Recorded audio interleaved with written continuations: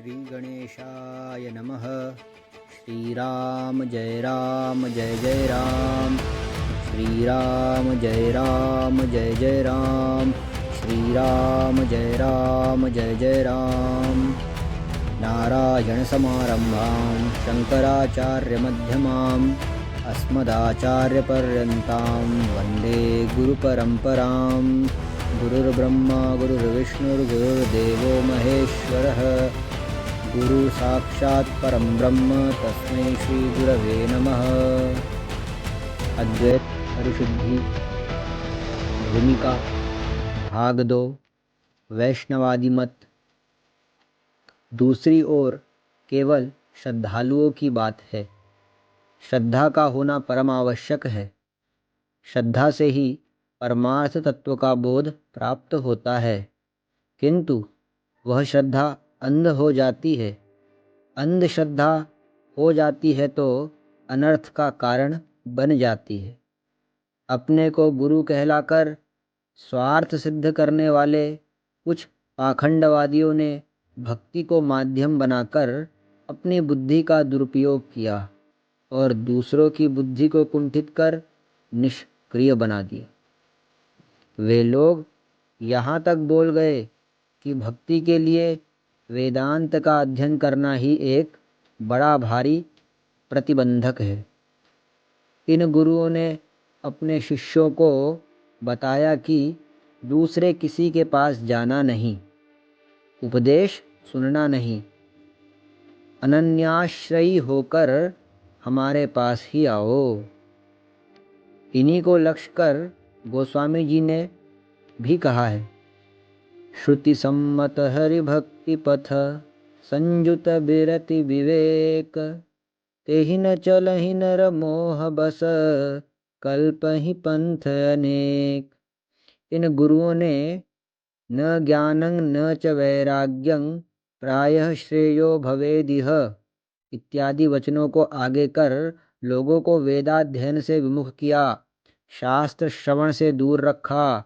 इन भक्तों ने भी वेद शास्त्रों को तो सर्वथा त्याग दिया, अपने अपने गुरुओं के बनाए हुए छोटे मोटे ग्रंथों को ही सर्वोपरि माना। उन पुस्तकों को भी पढ़ने की आवश्यकता नहीं, केवल दर्शन पूजन आदि से ही कृतकृत्यता समझी गई। उसी को लेकर ये भक्त दूसरों को निकृष्ट और अपने को उत्कृष्ट समझने लगे। किसने कंठी नहीं बांधी, यह नीच है, इसका पानी नहीं पीना चाहिए, हम उत्कृष्ट है इत्यादि।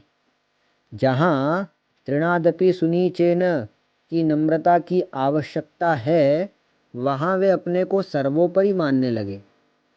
वैष्णव कहते हैं हम ही सही है, हमारा ही मार्ग श्रेष्ठ है, अन्य सब असुर है। इसके विपरीत शैव कहते हैं कि हम ही वास्तविक मार्ग पर हैं, बाकी सब पथभ्रष्ट है। यही स्थिति अन्य पंथवादियों की भी है। ये शूद्र गुरु यहाँ तक कहते हैं कि अनन्य भाव के बिना भगवत प्राप्ति नहीं हो सकती।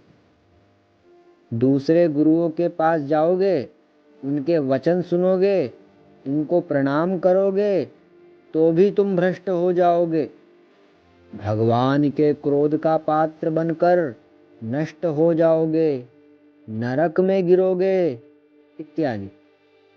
आज हिंदू समाज सैकड़ों पंथों में बटा हुआ है। ईर्ष्या द्वेष के कारण ये पंथ वाले एक दूसरे के खून के प्यासे तक बन गए हैं। फलतः समाज इतना अधिक कमजोर हो गया कि प्रथम अरब देशों से आए हुए मुट्ठी भर यवनों ने बुरी तरह इसे परास्त किया और बाद में यह कूटनीतिज्ञ अंग्रेजों से और अधिक मात खा गया। परलोक की बात तो दूर, इहलोक में भी गया बीता समाज बन गया और हजारों वर्ष तक पराधीन रहा। अतएव केवल श्रद्धा भी खतरनाक ही है। बुद्धिवाद परमावश्यक है। आचार्य शंकर के द्वारा भारतीयों में एकता की स्थापना। आचार्य शंकर से पूर्व भी कुछ ऐसी परिस्थिति उत्पन्न हो गई थी। फर्क इतना ही था कि उस समय तांत्रिकों का बोलबाला था।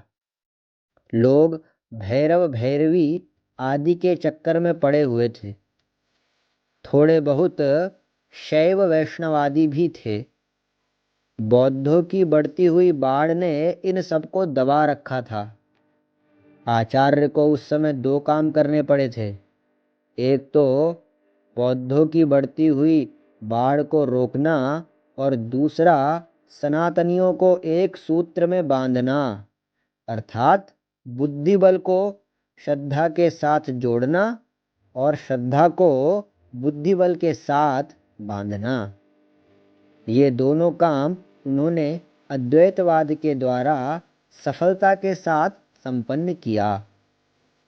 पूर्ण परमात्मा का प्रतिपादन लोगों को इतना अधिक जच गया कि उनको ऐसा लगने लगा कि अंधकार में पड़े हुए हमें चिराग मिला। भविष्य की अनंतकालीन शून्यता रूपी निराशा भरी खाई से ऊपर उठने का गुणावलंबन लिफ्ट मिला।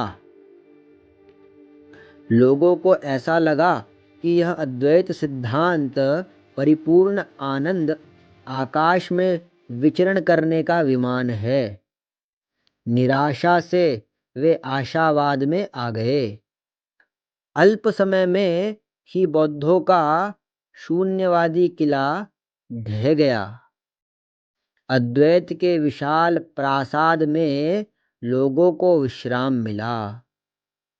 दूसरी ओर शैव वैष्णवादी शिव विष्णु आदि पर स्थित श्रद्धा पर आँच के आने के संदेह से परे होकर निज निज इष्ट देवों की भक्ति करते हुए ही अद्वैत की ओर बढ़े। इस प्रकार श्रद्धा और बुद्धि का समन्वय करते हुए यह अद्वैतवाद कुछ शतक तक पूरे भारतवर्ष में फला फूला। दोनों का समन्वय बहुत अधिक लंबे समय तक नहीं चल सका। वह स्थायी नहीं हुआ। आचार्य शंकर के 2-3 शतक के बाद फिर से दोनों का विलगाव शुरू हो गया। स्वार्थी गुरुओं ने शिष्यों को फिर से अंधश्रद्धा में ढकेल कर बुद्धि से दूर किया। वही शैव वैष्णवादी कलह पुनः उग्र हो उठा, जो आज तक अपना अस्तित्व बनाए हुए है। उसे मिटाने के लिए तार्किकों ने श्रद्धा सुमन पर तुषारपात करना भी शुरू किया, जैसे वर्तमान कालीन आर्य समाजीय आदि। इस बीच आधुनिक वैज्ञानिक युग आया, जिसने श्रद्धा एवं शास्त्रीय बुद्धि आदि सब को तहस नहस किया। परमार्थ मार्ग में चलने के लिए इन दोनों की ही आवश्यकता है। आधुनिक विज्ञान भौतिक सुख संपादन करा सकता है, किंतु शांति का इसमें अभाव है। वह शांति अध्यात्म विज्ञान में ही है। वर्तमान में पुनः लोग अध्यात्म की ओर झुक रहे हैं। जैसे हमने बताया कि इसमें श्रद्धा एवं बुद्धि दोनों की आवश्यकता है, उसकी उपेक्षा नहीं हो सकती। मनु महाराज कहते हैं, श्रद्धानः परांग विद्यामदधीत। श्रद्धापूर्वक पराविद्या को ग्रहण करो। दूसरी ओर यस्तर्केणानुसंधत्ते सधर्मं वेद। तर्क से अनुसंधान करो तो ही धर्मादि का ज्ञान हो सकता है। इन दोनों को लेकर जब चलते हैं तो अंतिम मंजिल के रूप में अद्वैत ही नजर आता है। वही परम विश्राम स्थान दिखने लगता है। तर्क से द्वैत टिकता नहीं। द्वितीयाद्वये भयं भवति। इस श्रुति के अनुसार द्वैत में अभय भी नहीं है। उस द्वैत के निराकरण में तर्क समर्थ है, परंतु परम सुख शांति तर्क से नहीं दिखती। वह श्रद्धा विषय श्रुति मात्र गम्य है। तर्क एवं वेद श्रद्धा दोनों मिलते हैं तो नेति नेति के साथ नित्य विज्ञानानंद की स्फुरना होती है। अब अगले भाग में हम देखेंगे अद्वैतवाद का प्रसार। धन्यवाद। नारायण।